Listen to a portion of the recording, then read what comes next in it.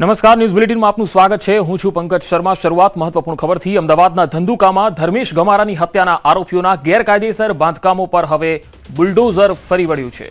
ધંધુકામાં ગેરકાયદેસર દબાણો દૂર કરવાની કામગીરી શરૂ થઈ છે। ધંધુકાથી રાણપુર 4 રસ્તા પરની દુકાનો દૂર કરવામાં આવશે। રસ્તા પરના 14 ગેરકાયદે શેડ પણ દૂર કરવામાં આવશે। ખાટકીવાડમાં 5 ગેરકાયદે મકાનો પર ડિમોલિશન થઈ રહ્યું છે। વધુ માહિતી મેળવીએ સંવાદદાતા ઋત્વિજ સોની મારી સાથે જોડાયા છે। ઋત્વિજ, હાલ તંત્રનું બુલડોઝર છે એ ધંધુકાના અલગ અલગ ગેરકાયદે દબાણો પર ફરી વળ્યું છે, શું વધુ માહિતી?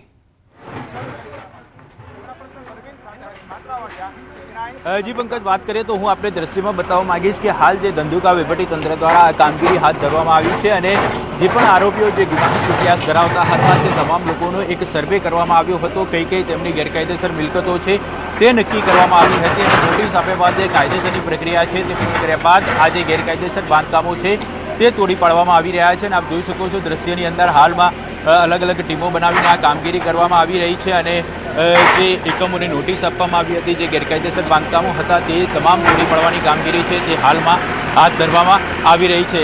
સાથે સાથે કોઈપણ પ્રકારનો અનિચ્છનીય બનાવ ન બને તેની તકેદારીના ભાગરૂપે અહીં મોટી સંખ્યામાં પોલીસ કાફલો પણ તૈનાત કરી દેવામાં આવ્યો છે અને ખાસ પોલીસની પણ અહીં બાદ નજર રાખવામાં આવી રહી છે જેથી કરીને કોઈપણ પ્રકારનો અનિચ્છનીય બનાવ ન બને તેની તકેદારીના ભાગરૂપે આ કામગીરી છે તે હાલમાં કરવામાં આવી રહી છે।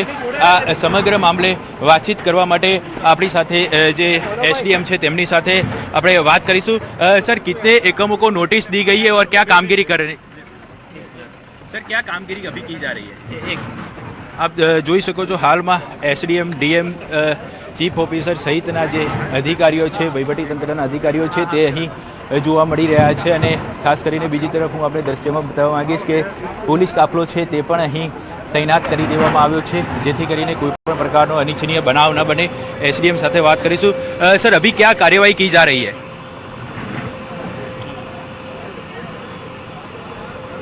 सर, अभी क्या कार्यवाही की जा रही है? તો ખાસ કરીને જે ડીવાયએસપી સહિતનો કાફલો છે તેમની સાથે વાત કરીશું। સર, ખાસ કરીને જે ગેરકાયદેસર બાંધકામો તોડી પાડવામાં આવી રહ્યા છે, પોલીસ બંદોબસ્તની વાત કરીએ તો કેટલો પોલીસ બંદોબસ્ત તૈનાત કરવામાં આવ્યો છે? एक एक करके मैं आपको बता रहा हूँ। तो थोड़ा इसको थोड़ा डिस्टेंस पे रखिए। सर, लाइव जा रहा है सर, क्या आज धंधुका में मैं आपको एक बार माहिती बता देता हूँ, फिर आपको जो कुछ होगा एक आध प्रश्न पूछ लीजिएगा।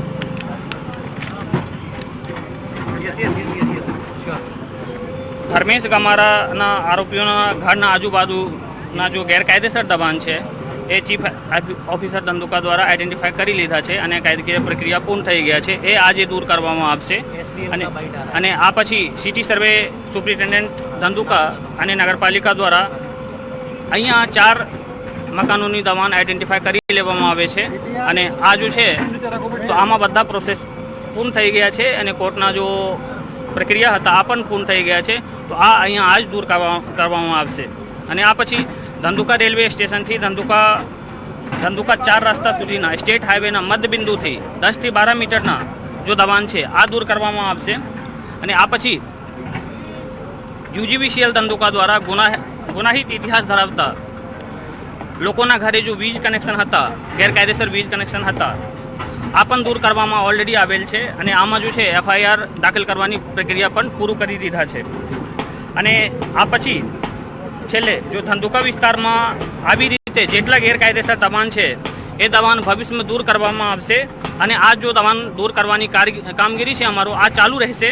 તો જો છે આ ગેરકાયદેસર દબાણ જ્યાં છે ત્યાં લોકોના મારી અપીલ છે કે એ સ્વ અને પોતાની ખર્ચેથી દૂર કરી લે।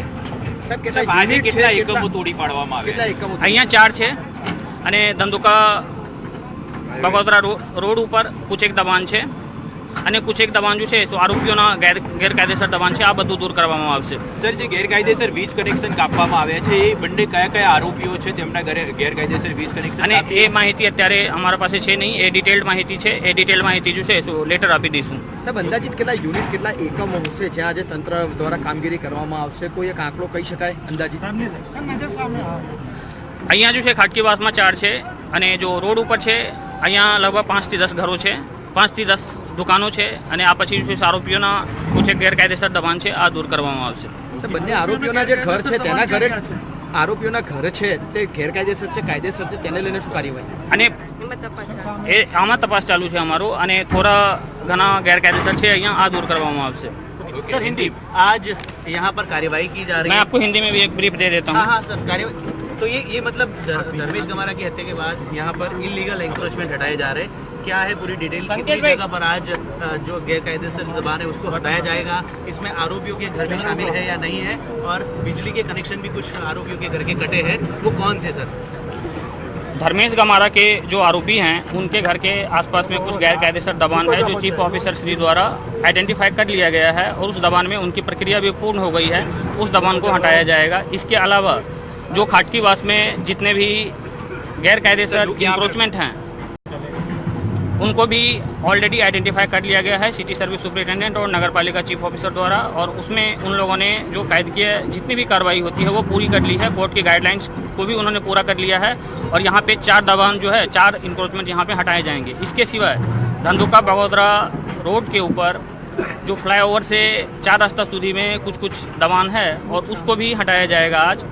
અને इसके बाद अंत में जो UGVCL धंधुका द्वारा जो पुलिस के साथ कॉम्बिंग जो पुलिस ने की थी तो उसमें ये आइडेंटिफिकेशन आया था कि बहुत सारे लोगों का जो गुनाहित इतिहास है जिनका उनका जो इलेक्ट्रिसिटी कनेक्शन है वो टोटली इलीगल था, तो उसको UGVCL ने दूर किया है और उसमें वो FIR दाखिल करने की प्रक्रिया शुरू कर दी है उन्होंने.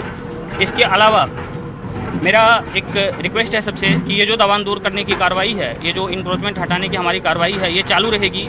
अतः सबसे एक रिक्वेस्ट है कि वो स्वयं के खर्चे से जितना भी दबान धंधुका में है वो खुद ही हटा लें. अच्छा सर, नहीं तो ये यूनिट आज तोड़े जाएंगे. आरोपी लोग जो है जो हत्या केस में शामिल है उनके घर अवैध है या नहीं, वहाँ पर कुछ कार्रवाई की जाएगी या नहीं की वहाँ पे जाएगी? वहाँ पे कार्रवाई होगी. और जो यहाँ पर इस जगह पे आप जहाँ पे खड़े हैं खाटकीवास में, यहाँ पे 4 हैं टोटल. हाईवे के ऊपर लगभग 10 से 15 दुकानें होंगी वहाँ पर है, और फिर जो आरोपी है मुख्य आरोपी है उनके यहाँ भी कुछ इलीगल दबान है. तो क्रिमिनल कार्रवाई मतलब ये जो धर्मेश गमारा हत्या केस के आरोपी के जो दबान है वो आज ही हटाए जाएंगे क्या? हाँ, नहीं, ये कार्रवाई धर्मेश की हत्या के बाद ही क्यों की जा रही है, या प्रोसीजर था? धर्मेश गमारा की हत्या के बाद ये कार्रवाई नहीं की जा रही है. इसमें कंप्लीट प्रक्रिया सिटी सर्विस सुपरिटेंडेंट ने ऑलरेडी पूरी कर ली थी. जो लैंड रेवेन्यू कोड के मुजब जो 61 की नोटिस होती है वो उन्होंने ऑलरेडी दे करके कम्प्लीटली इन इंक्रोचमेंट्स को इलीगल प्रूव किया है, और इसके बाद उन्होंने 202 की भी notice already land revenue code के अनुसार दे दी है. तो ये हम क्योंकि ऐसी बातें आ रही थी कि यहाँ के जो लोग हैं भरवाड़ समाज के, हिंदू समाज के, उन्होंने काफ़ी डिमांड की थी, प्रेशर था कि कार्रवाई की जाए, इस प्रकार की कोई निर्णायक, इसलिए ये एक्शन तुरंत लिया गया. इसमें ऑलरेडी हमारा जो पहले से आइडेंटिफाइड दबान था जिस पे प्रक्रिया हमारी पूर्ण हो गई थी उसको हम लोग दूर कर रहे हैं. And this is not pointed towards any particular community और ड्यू टू एनी प्रेशर. जो आज घर तोड़े जा रहे हैं क्या उसमें सभी कम्युनिटी के लोगों की जो इलीगल एंक्रोचमेंट थे उसको हटाया जा रहा है, या फिर पर्टिकुलर जिनकी क्रिमिनल हिस्ट्री है जिनको आइडेंटिफाइड किया गया है उन्हीं के घर तोड़े जा रहे हैं? जिनकी क्रिमिनल हिस्ट्री है उनको भी आइडेंटिफाई किया गया है. इसके अलावा जिनका दबान जिनका इंक्रोचमेंट गैरकायदेसर था उनको भी आइडेंटिफाई किया गया है, और दोनों जगह पे कार्रवाई कितने दिन चालू चलेगी कार्यवाही सर? जब तक धंधुका में सारे ધંધુકામાં ધર્મેશ ગમારા નામના યુવકની હત્યા બાદ પોલીસ તંત્ર દ્વારા તો કડકમાં કડક કાર્યવાહી કરવામાં આવી છે, પરંતુ ખાસ કરીને વાત કરીએ વહીવટી તંત્રની તો વહીવટી તંત્ર દ્વારા પણ જે દબાણ હટાવવા માટેની કામગીરી છે તે શરૂ કરવામાં આવી છે. આપ જોઈ શકો છો દ્રશ્યની અંદર જે આરોપીઓ હતા, જે ગુનાહિત ઇતિહાસ ધરાવતા હતા, તે આરોપીઓના ગેરકાયદેસર બાંધકામો છે તે તોડી પાડવાની કામગીરી છે તે ધંધુકા વહીવટી તંત્ર દ્વારા કરવામાં આવી રહી છે. જે અલગ અલગ એકમો હતા જે ગેરકાયદેસર હતા તમામ જગ્યાઓ પર આ કામગીરી છે તે તોડી પાડવાની જે કામગીરી છે તે કરવામાં આવી રહી છે. સાથે સાથે કોઈપણ પ્રકારનો અનિચ્છનીય બનાવ ન બને તેની પણ ખાસ તકેદારી રાખવામાં આવી રહી છે, અને મોટી સંખ્યામાં અહીં પોલીસ કાફલો પણ તૈનાત કરી દેવામાં આવ્યો છે. અમદાવાદ જિલ્લા પોલીસ ઉપરાંત ખેડા પોલીસની પણ અહીં મદદ લેવામાં આવી રહી છે, અને સતત અહીં પોલીસ દ્વારા નજર રાખવામાં આવી રહી છે. કેમેરામેન ઠેંગાર રાઠોડ સાથે ઋત્વિજ સોની, ન્યૂઝ 18 ગુજરાતી, ધંધુકા. આવ્યું છે. એક છે તકેદારી રૂપે બંદોબસ્ત રાખવામાં આવ્યો છે અને સેકન્ડ આ ડિમોલિશન જે ડિસ્ટ્રિક્ટ એડમિનિસ્ટ્રેશન અને જો એમના થ્રુ લેવામાં આવ્યું છે એના માટે એક બંદોબસ્ત રાખવામાં આવ્યું છે. 2 લેયર બંદોબસ્ત છે. કુલ આમાં 3 ડીવાયએસપી 11 પીઆઈ અને સાથોસાથ 350 to 400 પોલીસનું ફોર્સ ફાળવવામાં આવ્યું છે અને તકેદારી ભાગરૂપે મેડિકલની ટીમ, ફાયરની ટીમ પણ હાજર રાખવામાં આવી છે અને તમામ પ્રકારની પ્રક્રિયા પર અત્યારે હાથ ધરવામાં આવ્યું છે. કેટલી ટીમો બનાવવામાં આવી છે, કેટલા અધિકારીઓ આ જોડાયેલા છે? કુલ 3 ડીવાયએસપી છે અત્યારે, 11 પીએસઆઈ છે, 17 to 18 પીએસઆઈ છે અને 300 to 400 માણસોનું બંદોબસ્ત રાખવામાં આવ્યું છે. 2 લેયરમાં રાખવામાં આવ્યું છે અને એના વધુ બ્રાન્ચ છે. એલસીબી એસઓજીની ટીમ સજ્જ છે અને ફિલ્ડ એલઆઈબી અને એલઆઈબીની ટીમ બી સતત કામગીરી કરી રહી છે. સાથોસાથ અમે મેડિકલ અને ફાયરની ટીમો પણ રાખી છે અહીંયા અને તકેદારી રૂપે અમે અહીંયા બીજા તમામ મેજર્સ લીધા છે. ડ્રોનથી પેટ્રોલિંગ કરવામાં આવ્યું છે અને તમામ રીતના પ્રિવેન્ટિવ એક્શન્સ અત્યારે લેવામાં આવે છે અને પ્રક્રિયા ચાલુ છે. સર, ખાસ કરીને વાત કરીએ તો જે દબાણો દૂર કરવામાં આવે છે, કયા કયા આરોપીઓનો જે ગુનાહિત ઇતિહાસ હતો ને તેમના દબાણો દૂર? જો એડમિનિસ્ટ્રેશન દ્વારા એક અમને જે બી ડિટેલ્સ આપવામાં આવી હતી કે જ્યાં જ્યાં નોટિસીસ પાઠવીને પ્રોસેસ પૂરી થઈ ગઈ છે તો ત્યાં અમને નેસેસરી પોલીસ બંદોબસ્ત આપ્યો છે અને જે એન્ટીસિડન્ટ છે જે ક્રિમિનલ્સના એ ચેક કરવામાં આવ્યા છે ડિસ્ટ્રિક્ટ એડમિનિસ્ટ્રેશન દ્વારા અને સદર જગ્યાએ ડિમોલિશન આજે કરવામાં આવ્યું છે. વધારે હું એડ કરવા માંગીશ કે આજે છે ડિસ્ટ્રિક્ટ એડમિનિસ્ટ્રેશનના મદદમાં પોલીસે સજ્જ રહીને મદદમાં છે પોલીસ બંદોબસ્ત. हिंदी में सर, सर आज यहाँ पे धंधुका में તો હાલ ધંધુકામાં ડિમોલિશનની કાર્યવાહી ચાલી રહી છે અને 14 જેટલા ગેરકાયદેસર શેડ છે અને મકાનો છે તે પાડવામાં આવી રહ્યા છે.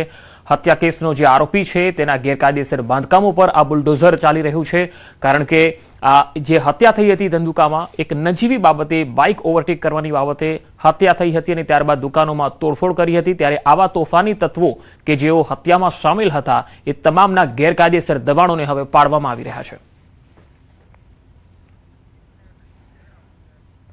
ગુજરાતની વધુ એક લોકગાયિકાના પ્રેમ લગ્નનો વિવાદ છે અને કાજલ મહેરિયાના પરિવારજનો સાસરીમાં પહોંચી ગયા છે. સમાજના આગેવાનો સાથે કાજલની સાસરી શેરથા પહોંચ્યા છે. મામલો ઉગ્ર બન્યો છે અને સમાજના આગેવાનો પોલીસ સ્ટેશને પહોંચ્યા હતા. યુવકના પરિવારજનનું કહેવું છે કે કાજલ અલ્પેશે કોર્ટ મેરેજ કર્યા છે.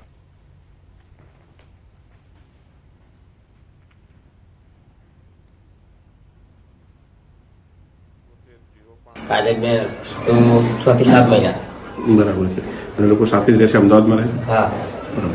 કોર્ટ મેરેજ કર્યા છે ને? હા, કરી લીધા. ઓકે. તો ગઈકાલે પછી પોલીસ સ્ટેશનમાં આપણે શું જાણ કરી? પોલીસ સ્ટેશનમાં જાણ કરી કે મને આ રીતે આરામ કરે છે. કાજલબેન તો 6 થી 7 મહિના. બીજી તરફ કાજલ મહેરિયાના માતા શારદાબેને કહ્યું છે કે શેરથા ગામે દીકરીની માગણી કરતા પરિવારજનોને ઉશ્કેરીને કાઢી મૂક્યા. સામેવાળો છોકરો અમારે ત્યાં 200 રૂપિયામાં બક્ષિસ વીણવા આવતો હતો. તેમણે કહ્યું છે કે મારી દીકરી આવા છોકરા સાથે ક્યારેય લગ્ન ન કરે. શેરથા ગામે ગયા હું અને મારો સમાજ અને મારા સગા સંબંધી ત્યાં ગયા એટલે અમને ઉશ્કેરીને કાઢી મૂક્યા કે મારી છોડી એક સિંગર છે, એ છોકરો મારા ત્યાં 200 રૂપિયામાં બક્ષિસ વેણવા આવતો હતો. એ છોકરા સાથે લગ્ન મારી છોડી કદાપી ના કરે. મારી છોકરી આવી હતી નહીં. એના પરિવારના પૈસા માટેની ગેમ રમી રહી છે. તો મારી દલિત સમાજ અને 18 આલમનો અમારી વિનંતી છે કે ગમે તે કરીને મને આનો રસ્તો કાઢી આપો. તો કાજલ મહેરિયાએ કહ્યું છે કે હું રાજી ખુશીથી રહું છું, કોઈને ગેરમાર્ગે દોરવા માંગતી નથી. અમે બંને રાજી ખુશીથી રહીએ છીએ. હું મારી આ પર્સનલ વાતમાં ના કોઈ સમાજને કે ના કોઈ વડીલોને ગેરમાર્ગે દોરવા નથી માંગતી. એટલે હું સનાતન ધર્મમાં માનું છું અને ખાસ એ વાત કે હું ધર્મ પરિવર્તન કરવા નથી માંગતી, એટલા માટે અત્યાર સુધી હું ચૂપ હતી. અને હવે વાત સ્વરાજનો સંગ્રામની.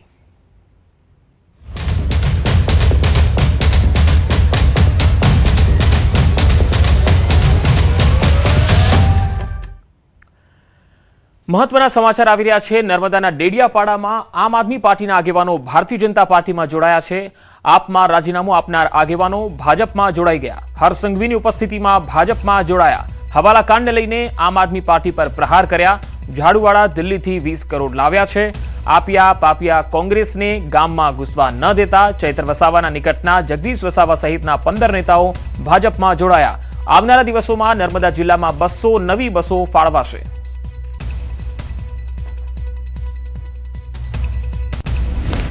નર્મદા જિલ્લામાં આ ઝાડુવાલા લોકો દિલ્હીથી 20 કરોડ રૂપિયા લાવ્યા છે.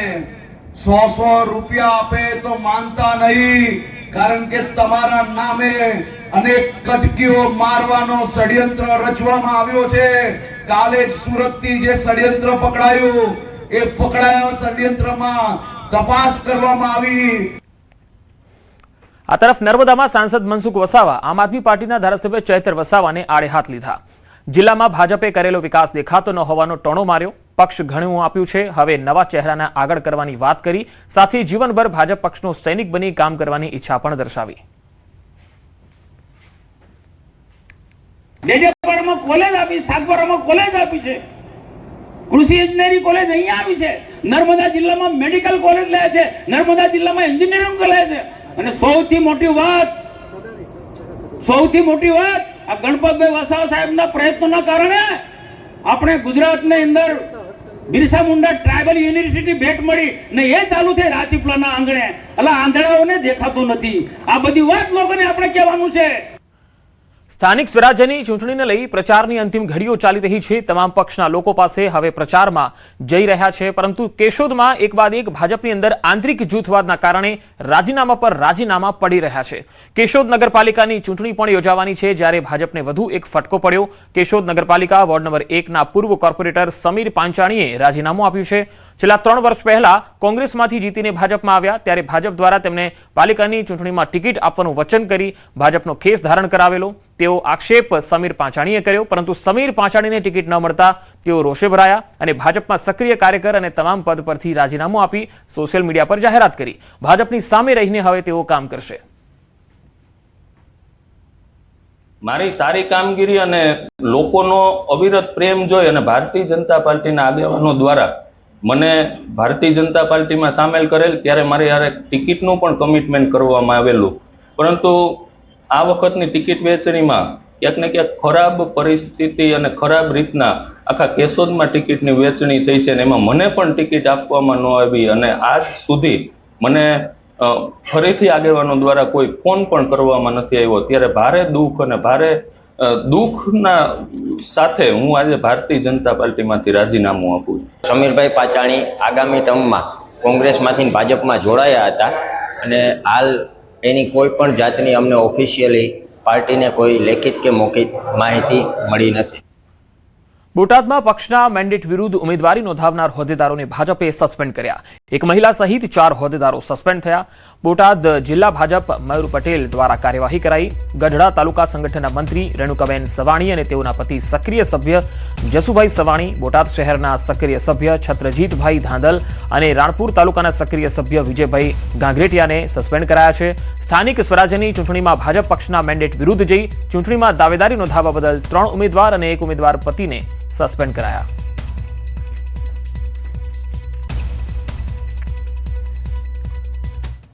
પંચમહાલ જિલ્લામાં લોકશાહી પ્રત્યેનો ઉત્સાહ અનોખી રીતે જોવા મળ્યો છે. કાલોલના વેજલપુર પોલીસ મથકે હોમગાર્ડ તરીકે ફરજ બજાવતા દેવરાજસિંહ જાદવે પોતાના લગ્નના દિવસે પણ મતદાનને પ્રાથમિકતા આપી.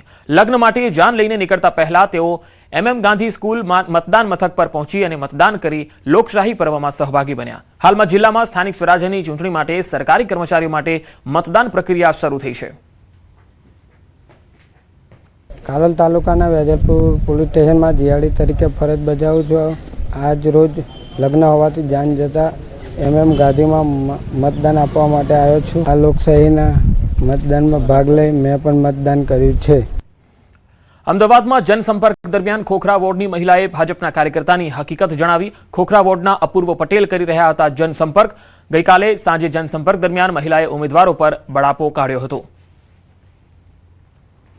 તો ગઈકાલે સાંજે જે કાર્યક્રમ જનસંપર્કનો હતો એમાં ભાજપના જનસંપર્કમાં સ્થાનિકો બળાપો કાઢતા જોવા મળ્યા, કારણ કે ખોખરા વોર્ડની સ્થાનિક મહિલાએ સમસ્યા શું છે એની માહિતી જે છે ઉમેદવારને આપી અને પોતાનો બળાપો ઠાલવ્યો કે કઈ રીતે આ લોકો મતદાન માટે અપીલ કરવા માટે તો આવી જાય છે, પરંતુ કામ કરતા નથી. છેલ્લા 5 વર્ષથી કેવી રીતે સ્થિતિ એમના વિસ્તારમાં જોવા મળી છે તેનો બળાપો આ મહિલા કાઢતી જોવા મળી. આગામી સ્થાનિક ચૂંટણીને લઈને કોંગ્રેસ દ્વારા વોર્ડ નંબર 2 ના કુંભારવાડા હાઉસિંગ બોર્ડ સોસાયટીમાં શક્તિસિંહ ગોહિલની જાહેર સભા યોજાવાની હતી, પરંતુ કાર્યક્રમ પૂર્વે સ્થળ પર ઇલેક્ટ્રિક લાઇટનું કામ કરતી વખતે એક યુવકને કરંટ લાગતા અકસ્માત સર્જાયો. યુવક ઇલેક્ટ્રિક થાંભલા પર વાર લગાવતી વખતે શોક લાગતા ગંભીર રીતે ઇજાગ્રસ્ત થયો. તેને તાત્કાલિક સારવાર માટે સરકારી હોસ્પિટલમાં ખસેડાયો. ઘટનાને પગલે શહેર કોંગ્રેસે આયોજન કરાયેલ જાહેર સભા રદ કરી દીધી. આગામી ચૂંટણીને લઈને આજરોજ અહીંયા શ્રી શક્તિસિંહ ગોહિલની જાહેર સભા હતી. આ સભામાં નું કામકાજ કરતા અને લાઇટ ફિટનું કામ કરતા એના સ્થાનિક એક લાઇટનો છેડો લગાવવા માટે થાંભલા પર ચડેલા હતા. ત્યાં તેમને અચાનક કરંટ લાગેલો, તેથી તેમને તાત્કાલિક હોસ્પિટલ લઈ જવામાં આવેલ છે. તેથી કોંગ્રેસ પક્ષ દ્વારા આજની આ સભા અહીંયા કેન્સલ કરવામાં આવી છે. કુંભારવાડા નો હાઉસિંગ બોર્ડનો વિસ્તાર છે. માણસ અહીંયા સ્થાનિક હતો, તેમનું નામ આરીફભાઈ હોવાનું મને જાણવા મળ્યું છે. સુરતમાં સ્થાનિક સ્વરાજ્યની ચૂંટણીમાં ભાજપનો જોરશોરથી પ્રચાર જોવા મળ્યો. પૂર્વ કેબિનેટ મંત્રી ઈશ્વર પરમારે બારડોલી પાલિકા વિસ્તારના વોર્ડમાં વિકાસ સંકલ્પ સભા યોજી. મોટી સંખ્યામાં લોકો ઉપસ્થિત રહ્યા. વોર્ડ નંબર 3માં પાણી ભરાવાની સમસ્યાના નિરાકરણની ખાતરી આપી. વધુ 32 થી 34 સીટ પર જીતનો દાવો પણ કર્યો.